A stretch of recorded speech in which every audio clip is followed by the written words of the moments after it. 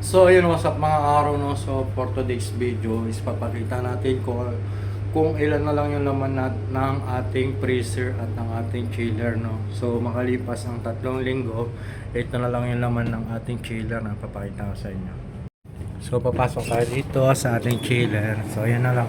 Marami pa akong celery, tsaka carrots, tsaka cabbage, tsaka prutas. Syempre apple, hindi mo mauubos. Tapos pinya. Kasi na lang. Tapos yung cabbage, lettuce, tsaka leeks, no? Tapos yogurt. Tapos dito naman sa ating freezer is yan.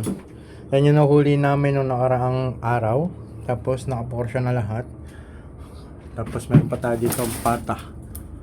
Tapos baget. Partition baget. Tapos dito naka-portion din sa inyong panghapunan nila. Naka-portion na lahat para hindi na malito kung anong kukunin ko, no? Pati dyan sa baba. So yun na lang yung pagkakasya natin ng 1 linggo pa. So 1 linggo pa daw sabi ni Tano yung pagkakasya natin dito sa napakakonting provision natin. So, sana nga magkasya.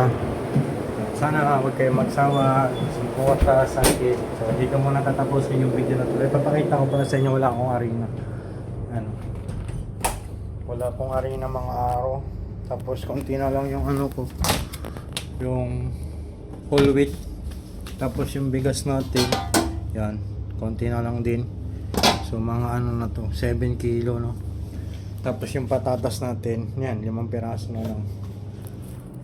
So, ayun lang. Dito muna tatapusin yung video na to. Shoutout sa mga tropa natin may hinaw nila lang. Bye. Peace.